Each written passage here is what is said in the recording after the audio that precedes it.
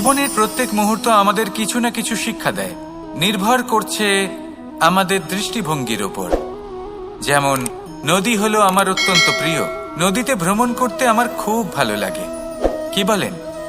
নদীতে সবসময় নতুন কিছু থাকে, ও পুরনো কিছুই নিয়ে বসে থাকে না। সবসময় প্রবাহমান, কখনো থামে না। ততক্ষণ থামে না যতক্ষণ না সাগরে গিয়ে সমাহিত হচ্ছে। ঠিক এইভাবেই আমাদেরও উচিত নিজের জীবন অতিবাহিত করা, নদীর মতো। প্রত্যেক মুহূর্ত নতুন, তাই সেইভাবেই জীবন যাপন করুন। পুরনো কিছুই একত্রিত করে রাখবেন না, বিগত স্মৃতির মাঝে নিজেকে হারিয়ে ফেলবেন না। এই যে বর্তমান, এই যে মুহূর্ত, সেটাই হলো সর্বশ্রেষ্ঠ। এর মাঝেই জীবন যাপন করুন, নদীর মতো প্রবাহমান হতে শিখুন। আপনি শিখে গেলে তাহলে মনে রাখবেন, আমার আপনার মাঝে বিচরণ করতে বড়ই ভালো লাগবে। যে ব্যক্তি আনন্দের সাথে জীবনের প্রত্যেকটা মুহূর্ত অতিবাহিত করে কোনো চিন্তা ছাড়াই, প্রবাহমান হয়, কখনোই থামে না, যতক্ষণ না মুক্তি লাভ করছেন, এমন ব্যক্তির মধ্যেই রাধাকৃষ্ণ বসবাস করেন। তাহলে আসুন আমার সাথে ভালোবেসে বলুন, রাধা রাধা। আপনি অবশ্যই কোনো গাছ দেখে থাকবেন যেখানে অনেক ফল রয়েছে।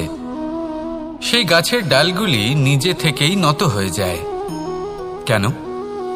যাতে মানুষ, প্রাণী, এরা সকলে যাতে সেই ফল খুব সহজে গ্রহণ করতে পারেন। এটাই হলো প্রকৃতির শিক্ষা, এটাই হলো প্রকৃতির নিয়ম। মানুষেরও কিছুটা এরকমই হওয়া উচিত।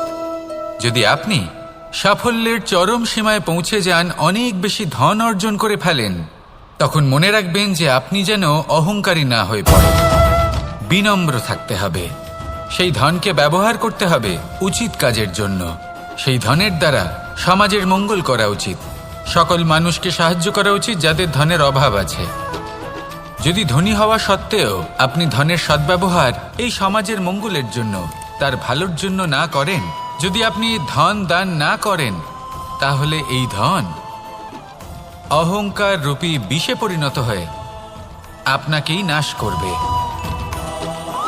তাই ফলে ভরা গাছের মতো নত হয়ে থাকুন, বিনম্র হয়ে থাকুন, দান করুন, আর আমার সাথে ভালোবেসে বলুন, রাধা রাধা।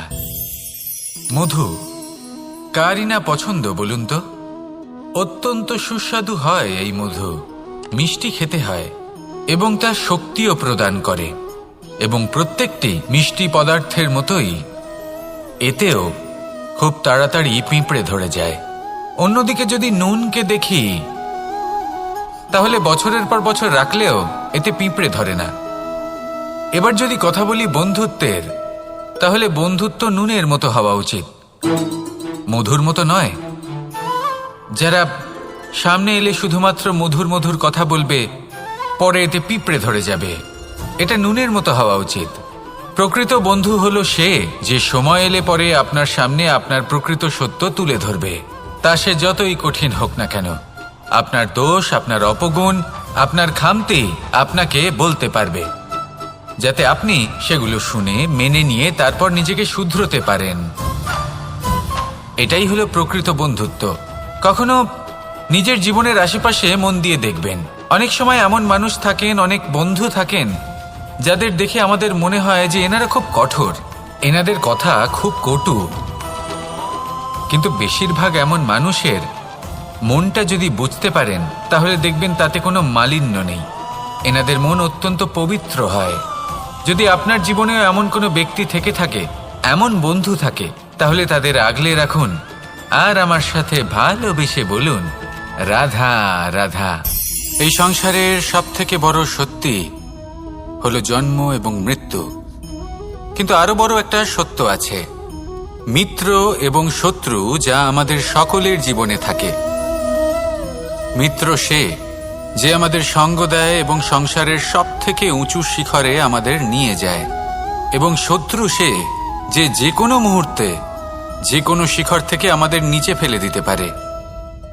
এবার বিচিত্র ব্যাপার হলো এটাই যে আমরা নিজেরাই এদের সাথে নিয়ে চলি, নিজেরাই এদের পালন করি। তা কি করে? প্রথমে বুঝুন এই মিত্র এবং শত্রু কারা। আপনার নিজের মন, আর কেউ নয়। এই মনই হলো মিত্র। যখন তাতে ভারসাম্য বজায় থাকে, তা নিয়ন্ত্রিত থাকে, তা পবিত্র হয়। কিন্তু যদি এই মন অনিয়ন্ত্রিত হয়ে পড়ে, যদি আপনাকে সে নিয়ন্ত্রণ করতে শুরু করে, তখন সেই আপনার সবথেকে বড় শত্রু হয়।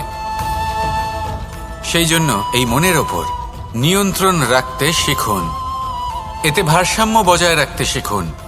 তাহলে আপনি এমন এক বন্ধুকে পাবেন যে আপনাকে এই সংসারের শিখরে পৌঁছে দেবে। আসুন আমার সাথে ভালোবেসে বলুন, রাধা রাধা। মুক্তোর এই মালা দেখতে কত সুন্দর হয়, তাই না? যিনি ধারণ করেন তাকেও এটা শীতলতা প্রদান করে, আর যে ব্যক্তি দেখে তার চোখও এই দৃশ্য দেখে শান্তি উপলব্ধি করে। কিন্তু ভাবুন, যদি এমন কিছু হয় যে সুতো দ্বারা এই মুক্তোর মালা তৈরি হয়েছে সেটা কেউ ছিঁড়ে দেয়, তাহলে এই মুক্তোর মালা ছিঁড়ে যাবে আর সমস্ত মুক্তো মাটিতে পড়ে যাবে, ছড়িয়ে পড়বে। তখন কি আমরা এটা ভাববো যে এটা তো মাটিতে পড়ে থাকা বস্তু, এটা আমি তুলব না? ভাববো না, তাই না? আমরা নিচু হয়ে একটা মুক্তো কুড়িয়ে নিই এবং আবার এদের সুতোর মধ্যে প্রবেশ করাই। কেন? কারণ এই মুক্তো হলো বহুমূল্য। এতে কোনো সন্দেহ নেই যে এই মুক্তো হলো বহুমূল্য। কিন্তু এর থেকেও অনেক বেশি বহুমূল্য হলো আমাদের জীবনে আমাদের সম্পর্ক, আমাদের বন্ধু বান্ধব। এই সম্পর্কেও কখনো কখনো বিবাদ হয়, মনোমালিন্য হয়, এগুলোও ছড়িয়ে যায়। আর সেই সময় এই মুক্তোর মতোই নত হয়ে আমাদের এই সম্পর্কগুলিকে হাতে তুলতে হবে, এদের জুড়তে হবে, এদের আগলে রাখতে হবে, কারণ এদের থেকে বহুমূল্য আর কিছুই নেই। আর যদি এই কাজটা আপনি শিখে নিতে পারেন, তাহলে আপনার জীবনের এই সম্পর্ক, এই বন্ধুত্ব সবসময় আপনাকে বল প্রদান করবে, আনন্দ প্রদান করবে। আর এই মন সুপ্রসন্ন হয়ে বলবে, রাধা রাধা। হয়তো আপনার মনে কখনো এই প্রশ্ন আসতে পারে যে ইমারত কেন নির্মাণ করা হয়, কেন উৎসব পালন করা হয়, কেন মানুষ নিজেদের জন্মদিন পালন করেন, কেন দোল, বিজয়া দশমী, রাখি, দীপাবলির মতো উৎসব পালন করা হয়? যদি এগুলো পালন না করা হয় তাতে কি যায় আসে? যদি এই দোল উৎসব পালন না করা হয়, তাহলে কি এই সংসার ভুলে যাবে যে নারায়ণের প্রতি ভক্তির কারণে ভক্ত প্রহ্লাদকে অগ্নি স্পর্শও করতে পারেনি? যদি বিজয়া দশমী পালন না করা হয়, তাহলে কি এই সংসার ভুলে যাবে যে এই দিনে শ্রীরাম রাবণকে বধ করেছিলেন? যদি আমরা দীপাবলির এই উৎসব পালন না করি, তাহলে কি এই সংসার এটা ভুলে যাবে যে অযোধ্যাতে অমাবস্যার এমন এক রাত এসেছিল যে রাত্রে অযোধ্যা পূর্ণিমার থেকে বেশি উজ্জ্বল হয়ে উঠেছিল? যদি এই রাখি উৎসব পালন না করা হয়, তাহলে কি এই সংসারের ভাই এবং বোনেরা একে অপরের প্রতি ভালোবাসা কি সেটা ভুলে যাবেন? বিষয়টা ভুলে যাওয়ার নয়, বিষয়টা হলো মনে রাখার। যখন জীবনে আমরা কোনো একটা স্থানে পৌঁছই, উপলব্ধিগুলোর উৎসব পালন করি, যাতে সেই মুহূর্তে আমরা সকলের মধ্যে আনন্দ ছড়াই এবং মানুষ সেই মুহূর্তটা মনে রাখেন। এই স্মৃতিগুলোই মানুষের মধ্যে বিশ্বাসের জন্ম দেয়। এই বিশ্বাস যে আগামী যেদিন আসছে তাতে আরও আনন্দের সম্ভাবনা রয়েছে। ভালোবাসার এই উৎসব, ভালোবাসার এই পার্বণ, এটা মানুষের মনে বিশ্বাসের জন্ম দেয় যে প্রত্যেক যুগে কেউ না কেউ এসেছে এবং পরবর্তীতেও আসবে। তাহলে আসুন আমরা ডুবে যাই আমার লীলার এই প্রেম যাত্রায় এবং ভালোবাসার এমন একটা উৎসব পালন করা যাক যা এই সংসার যুগ যুগ পর্যন্ত মনে রাখবে। তাহলে আসুন আর আমার সাথে ভালোবেসে বলুন, রাধা রাধা।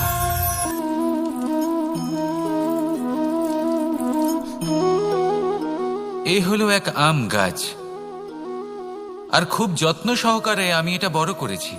প্রথমে বীজ বপন করেছি, তারপর সিঞ্চন করেছি, তারপর এর থেকে অঙ্কুর বেরিয়েছে, তারপর দিন প্রতিদিন আমি এতে জল দিয়েছি। আস্তে আস্তে ওর পাতা বেরিয়েছে, তারপর ও একটা গাছের আকার ধারণ করেছে। এইভাবেই যদি প্রতিদিন আমি ওর দেখাশোনা করি, তাহলে নিশ্চিত রূপে এর শিকড় আরো দৃঢ় হবে এবং একটা বিশাল গাছের আকার ধারণ করবে, যার থেকে কিছু ডাল জন্ম নেবে, আর তাতে আমি পাবো কিছু মিষ্টি সুস্বাদু আম ফল। এবার আম তো সকলের প্রিয়, সকলের পছন্দের ফল, সকলে খেতে চান। কিন্তু আম পাওয়ার জন্য আগে আপনাকে সেই গাছের যত্ন নিতে হবে। যদি আপনি গাছ লাগিয়ে তারপর ভুলে যান, তাহলে সেই গাছের কি হবে? তার অস্তিত্বটাই মুছে যাবে, তাই না? আমাদের সম্পর্কগুলো কিছুটা এরকমই হয়। যদি সম্পর্ক জুড়ে আপনি ভুলে যান, তাহলে তার অস্তিত্বই মুছে যাবে। তাই শুধুই সম্পর্ক গড়বেন না, তাকে পালনও করুন। নিশ্চিত রূপে আপনার এই সম্পর্করূপী বৃক্ষের ডালে আনন্দের মিষ্টি সুস্বাদু আম ফল নিশ্চয়ই পাওয়া যাবে। তাহলে প্রত্যেক দিন প্রত্যেক সম্পর্ক পালন করুন, তার থেকে আনন্দ লাভ করুন। এই মন ভালোবেসে বলবে, রাধা রাধা। কোনো এক বস্ত্রে যদি ছোট্ট একটা ছিদ্র উৎপন্ন হয়, আর যদি আমরা তার দিকে নজর না দিই, তাহলে সময়ের সাথে সমগ্র বস্ত্র ছিঁড়ে যায় আর কোনো কাজে আসে না। যদি কোনো একটা নৌকাতে ছোট্ট একটা ছিদ্র উৎপন্ন হয়, তাহলে সময়ের সাথে পুরো নৌকাই জলে ডুবে যায়।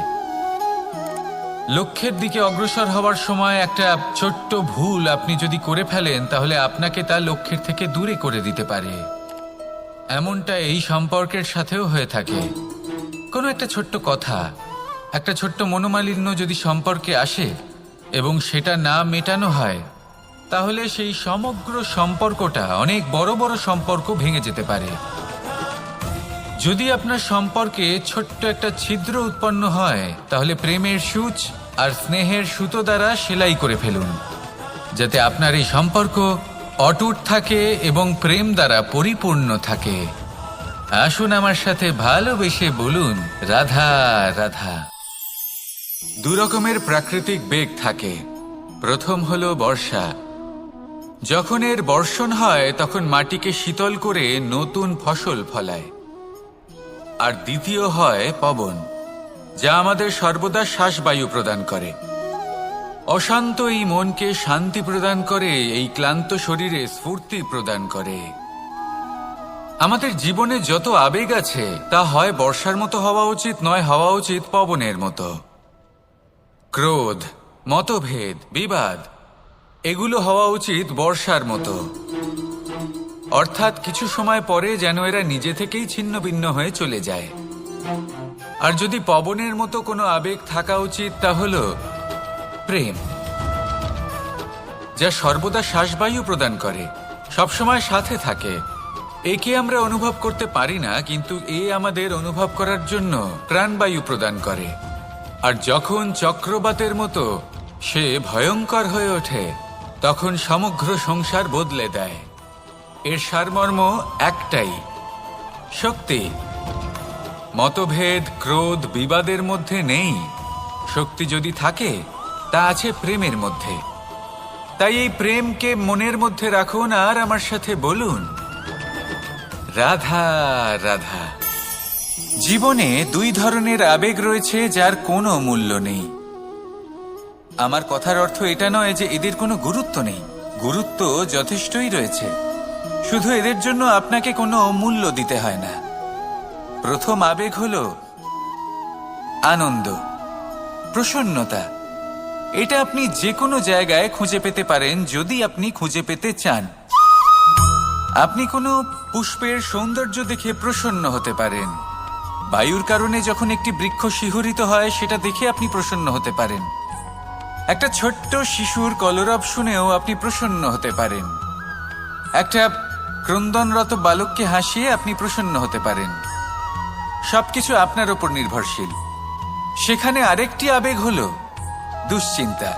মানুষ বড়ই দুশ্চিন্তা করতে থাকে। আজ আমি এই কাজ করেছি, সেই বিষয়ে চিন্তা। আজ আমি এই কাজ করতে পারিনি, সেই বিষয়ে চিন্তা। কাল আমাকে এই কাজ করতে হবে, সেই নিয়ে চিন্তা। আমি কি সেই কাজটা করতে পারবো, সেই বিষয়েও দুশ্চিন্তা। চিন্তা সর্বত্র রয়েছে, যার জন্য মূল্য দিতে হয় না। যত চান আপনি একত্রিত করতে পারেন।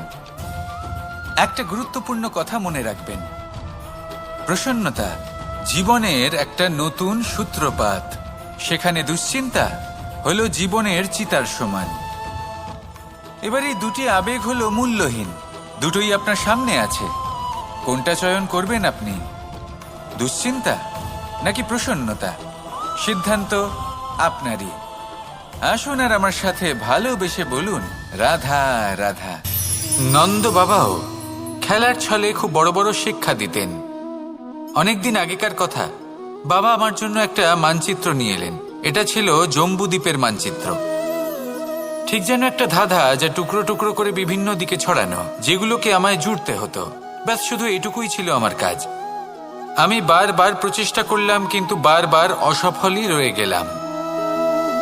বাবা এটা দেখলেন এবং হাসলেন। বাবা বললেন, একটা কাজ করো, এই প্রত্যেকটি অংশকে উল্টে রাখো। আমিও উল্টে রাখলাম। তারপরে দেখলাম প্রত্যেক অংশে মানুষের শরীরের কোনো না কোনো অংশ চিহ্নিত। কোথাও হাত আছে, পা আছে, কোথাও মুখ আছে। বাবা বললেন যে এবার এটা জুড়তে চেষ্টা করো। আমিও জুড়ে দিলাম। মানুষের মানচিত্র পূর্ণ হলো। এবার বাবা বললেন, এটা উল্টে রাখো, মানচিত্র পূর্ণ আকার ধারণ করেছে। আমি বললাম, ঠিক আছে। আমি উল্টে রাখলাম, দেখলাম জম্বুদ্বীপের মানচিত্র পূর্ণ হয়েছে। বাবা বললেন, যদি দেশকে সফল করে তুলতে চাও, শক্তিশালী করতে চাও, স্থির বানাতে চাও, তাহলে সবার আগে দেশবাসীকে একত্রিত করতে শেখো। সকল সৈন্যগণ যখন একজোট হয়ে দাঁড়াবে, তখন দেশের শক্তি আরো বেড়ে যাবে। শুধু তাই নয়, বাবা বললেন, যদি ভালোবাসার সাথে জড়িয়ে পড়ো, তাহলে পরমাত্মাও তোমার সামনে এসে দেখা দেবেন। তাহলে এটাই করুন আর আমার সাথে ভালোবেসে বলুন রাধা রাধা। কথায় আছে যে দৃষ্টি অত্যন্ত কঠোর হয়, অত্যন্ত শক্তিশালীও হয়। কথায় আছে যে কারোর উপর যদি কুদৃষ্টি পড়ে, তাহলে তার বিনাশ কেউ আটকাতে পারে না। এই যে কুদৃষ্টি, এর উপাচারও আমাদের কাছে রয়েছে। যখন আমরা বাড়ি নির্মাণ করি, তখন একটা কালো মুখোশ লাগাই, যাকে রক্ষা কবচ মনে করা হয়, কুদৃষ্টি থেকে বাঁচার জন্য। যখনই কোনো বাচ্চা বাইরে যায়, তখন তার মাথায় আমরা একটা কাজলের টিপ পরিয়ে দিই, কুদৃষ্টি থেকে বাঁচার জন্য। অর্থাৎ এই সংসারে কুদৃষ্টি থেকে বাঁচার উপাচার রয়েছে। উপাচার যদি কিছু না থেকে থাকে, তাহলে তা হলো দৃষ্টিভঙ্গির। যদি আপনার দৃষ্টিভঙ্গি অনুচিত হয়, তাহলে আপনার পতন কেউ আটকাতে পারবে না। না পারবে কালো মুখোশ, না কালো টিপ, না স্বয়ং ঈশ্বর। সেই জন্য নিজের দৃষ্টিভঙ্গি শুভ করে তুলুন, সবকিছু শুভই হবে। আসুন আমার সাথে ভালোবেসে বলুন রাধা রাধা। আমাদের জীবনে অত্যন্ত গুরুত্বপূর্ণ একটা আশা বসবাস করে, বিশ্বাসের রূপে। বিশ্বাস যা আমরা ঈশ্বরের ওপর করি, ভাগ্য, প্রারব্ধের ওপর করি, নিয়তির ওপর করি। যখনই ভালো কিছু হয়, আমরা বলি এ হলো ঈশ্বরের দয়া। যখন খারাপ কিছু হয়, আমরা বলি এ হলো ঈশ্বরের মায়া। কখনো ঈশ্বর বা ভাগ্য বা প্রারব্ধ বা নিয়তি।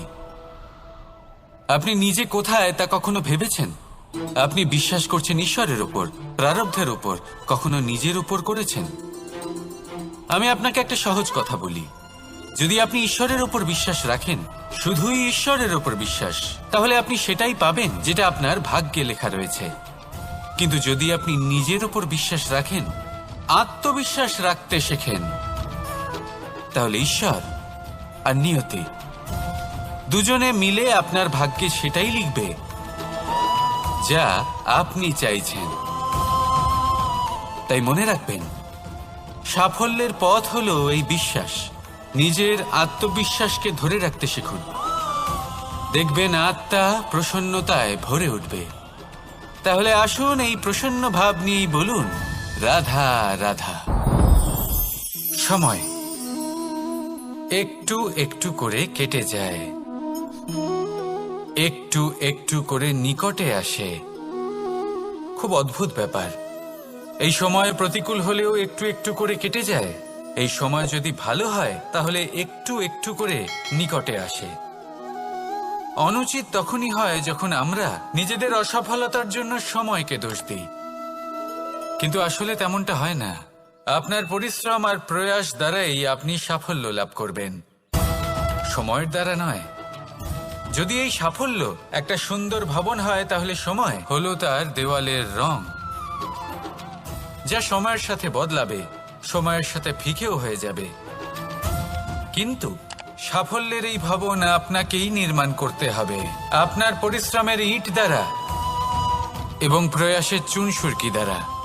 তাই পরিশ্রম আর প্রয়াস করতে থাকুন, সাফল্য আপনি অবশ্যই পাবেন। সময় যদি আজ ভালো না হয়, তাহলে কাল অবশ্যই হবে। প্রয়াস করতে থাকুন আর আমার সাথে ভালোবেসে বলুন, রাধা রাধা। ভয়।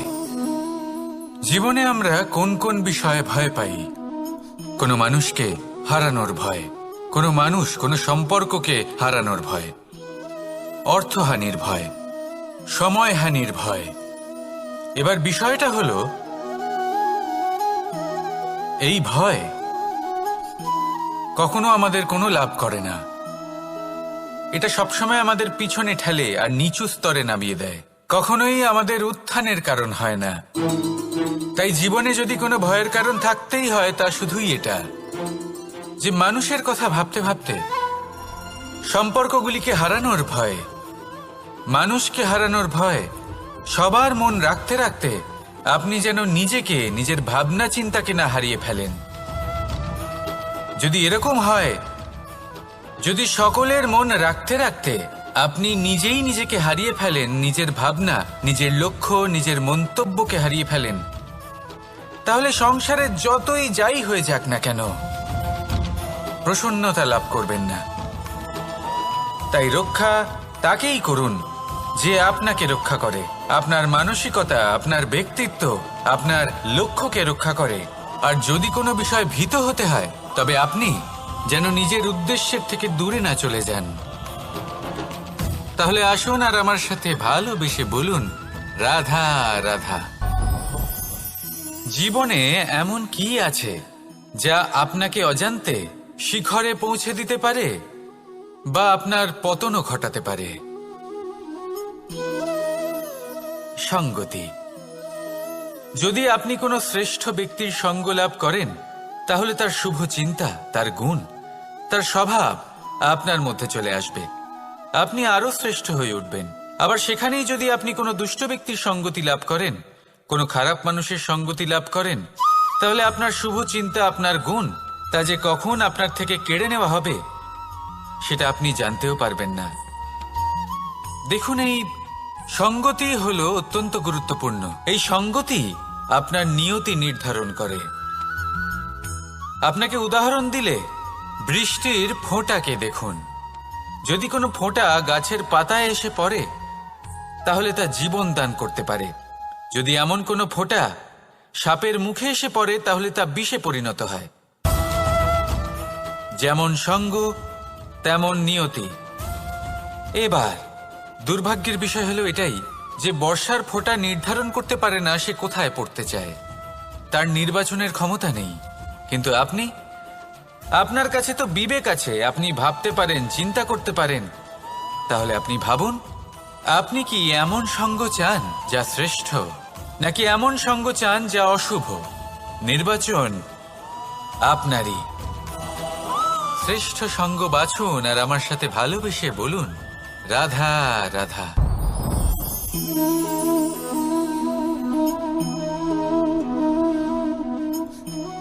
মুক্ত। এই মুক্তই সবাইকে মোহিত করে দেয়, নিজের দিকে আকর্ষিত করে। অত্যন্ত সুন্দর, গোল, শুভ্র। মুক্ত দ্বারা নির্মিত আভূষণ, তা হয়তো সে মুকুটই হোক বা কোনো স্ত্রীর অলংকার, তাকে আরো সুন্দর করে তোলে, তাকে আরো সুন্দর দেখতে লাগে। এবার এই মুক্তকে এত সুন্দর দেখার জন্য কত কষ্ট সহ্য করতে হয়, তা কি কখনো আপনি ভেবেছেন? এই মুক্ত ঝিনুক থেকে বের করা হয়। ঝিনুক, যা কিনা সমুদ্রের তলদেশে থাকে। ওকে কত কষ্ট সহ্য করতে হয়, জলের চাপ সহ্য করতে হয়, সমুদ্রের স্রোত সহ্য করতে হয়। এই ঝিনুককে এত কষ্ট সহ্য করতে হয়, এই মুক্তকে এত কষ্ট সহ্য করতে হয়, তারপরে এর রূপ এত সুন্দর হয়। যদি আপনিও আপনার পরিশ্রমের সৌন্দর্য, নিজের পরাক্রমের সৌন্দর্য এই সংসারে প্রকাশিত করতে চান, তাহলে আপনাকেও কষ্ট সহ্য করতেই হবে। তাই জীবনে যখনই সংকট আসবে, বিপদ আসবে, সমস্যা আসবে, তখন একে সুযোগ হিসেবে গ্রহণ করুন। কারণ এই বিপদের সাথেই লড়াই করে আপনি মুক্তর মতোই পরিশুদ্ধ হয়ে উঠবেন। তাহলে আসুন আর আমার সাথে ভালোবেসে বলুন, রাধা রাধা। আপনি কি জানেন আপনার জীবনে আপনার আসল জীবনসাথী কে হন? মাতা পিতা, ভাই বোন, স্বামী স্ত্রী? না, আপনার আসল জীবনসাথী হল আপনার শরীর। সেই শরীর যার দিকে আপনি কখনো নজরই দেন না, ঠিক কি না? এবার যে মানুষ এই রহস্য বুঝতে পারেন তার জীবন এমনি শুভ হয়ে যায়। আপনি নিজেই দেখুন না, সে সংসারের মঙ্গলই করা হোক বা সত্যের রক্ষা করা হোক, তা সে শত্রুর সাথে যুদ্ধ করা হোক বা মিত্রকে রক্ষা করা হোক, এই শরীরই তো কাজে আসে। তপস্যাতে, বলিদানে, পরিশ্রমে এই শরীরই হলো আধার, ঠিক কিনা? তাই আমাদের কর্তব্য হলো যে আমরা যেন নিজের শরীরের যত্ন নিই। আমরা কি খাই, আমাদের কি খাওয়া উচিত, এটা যেন বুঝি। কোনটা সুপাচ্য আর কোনটা নয়, এটা যেন বুঝি। কারণ যেমন হবে অন্ন, মনও তেমনই হবে। যত ভালো অন্ন তত ভালো মন। আর সুস্থ শরীর হলো সুস্থ মনের আধার, এ কথা অবশ্যই মনে রাখবেন। আর যদি মন সুস্থ থাকে তাহলে সকল শুভ উদ্দেশ্য পূর্ণ হবে। তাহলে আসুন আর আমার সাথে ভালোবেসে বলুন, রাধা রাধা। কথায় আছে যে জীবনের আধার হলো সম্পর্ক, প্রসন্নতারও এবং ঈশ্বরের সাথে দেখা পাওয়ারও। এবার এই সম্পর্কের আধার আসলে কি? সেবা? না। বোঝাপড়া? না। অপেক্ষা? না। এই সম্পর্কের আধার হলো বিশ্বাস। যদি বিশ্বাস ভেঙে যায় তাহলে জেনে রাখবেন যে সম্পর্করূপী এই ভবন, এর ভিতই ভেঙে গেল। আর যদি ভিত ভেঙে যায় তাহলে সেখানে অন্য কোনো ভবন নির্মাণ সম্ভব নয়, সম্ভবই নয়। এই সমস্ত সম্পর্কের বিশ্ব বিশ্বাসে বসবাস করে। এই বিশ্বাস হলো অত্যন্ত গুরুত্বপূর্ণ। এই বিশ্বাসের জোরেই আমি আর রাধা কোনো সাংসারিক বন্ধনে আবদ্ধ না হয়েও এক অত্যন্ত দৈব অলৌকিক বন্ধনে আবদ্ধ। এই হলো বিশ্বাস, যার দ্বারা 11 অক্ষৌহিনী সেনার সামনে অর্জুন দাঁড়িয়েছিল এবং জয়ী হয়েছিল। এই বিশ্বাস হলো অত্যন্ত গুরুত্বপূর্ণ। তাই বিশ্বাস করতে শিখুন, বিশ্বাস দিতে শিখুন, বিশ্বাস পালন করতে শিখুন। আর আমার সাথে ভালোবেসে বলুন, রাধা রাধা। এই সংসার অত্যন্ত বিচিত্র এক স্থান। এ সত্য খুঁজতে থাকে, আর সত্য খুঁজে পেলেই তা প্রমাণ করতে চায়। সে চায় তার প্রমাণ পেতে, সাক্ষী পেতে চায়। সেক্ষেত্রে আমাকে বলুন যে সত্য কি করতে পারে? সেই ব্যক্তি যে সত্যকে ধরে আছে সে কি করবে? কিছুই নয়। কিছু করার প্রয়োজনই নেই, শুধু তাতে টিকে থাকতে হবে। সেই হিমালয়ের মতো যা আজ পর্যন্ত টিকে রয়েছে। যদি আপনি সত্যবাদী হন তাহলে আপনার কিচ্ছু প্রমাণ করার কোনো প্রয়োজন নেই। যদি প্রয়োজন থাকে তাহলে সত্যের সাথে টিকে থাকার। এই সময় নিজে সাক্ষী হবে, নিজে প্রমাণ দেবে। এই নিয়তি স্বয়ং প্রমাণিত করবে যে আপনি সত্যবাদী ছিলেন, আপনি সত্যের পথে ছিলেন। তাহলে আসুন আর আমার সাথে ভালোবেসে বলুন, রাধা রাধা। ঈশ্বর আমাদের হাত প্রদান করেছেন। হাত যা জড়ো করা হয় প্রণাম করার জন্য, ঊর্ধ্বগামী হয় প্রার্থনার জন্য। এই হাত যার দ্বারা আমরা খাবার খাই, ফসল উৎপাদন করি। কিন্তু এই হাতের দ্বারা সবথেকে শ্রেষ্ঠ কাজ কি হতে পারে? সেবা। আগে হ্যাঁ, সেই হাত যা সামনে এগিয়ে আসে সেবা করার জন্য, যে সেবা করে তাদের যারা দুঃখে থাকেন, নিরাশ হয়ে থাকেন, যারা সেবা করেন তাদের যারা কিনা দরিদ্র, সেই হাত হলো সব থেকে অধিক মহান। ঈশ্বরকে দীনবন্ধু বলা হয়ে থাকে, কারণ যারা দুঃখী হন, নিরাশ হন, দরিদ্র হন, ঈশ্বর তাদের সাহায্য করেন, তাদের সহায়ক হন, তাদের মধ্যে ঈশ্বর বাস করেন।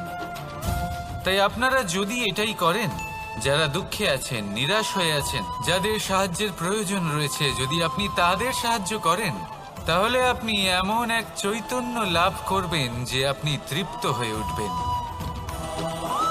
তাহলে সবার সেবা করুন আর আমার সাথে ভালোবেসে বলুন, রাধা রাধা।